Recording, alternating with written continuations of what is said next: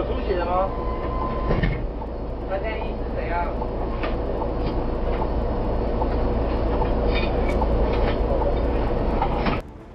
本分局于今日凌晨30时接获报案，在屏东市某酒吧2楼发生枪击案，被害人送医后不治。初步了解，疑因20万元的债务纠纷协商不成，引发冲突，进而开枪。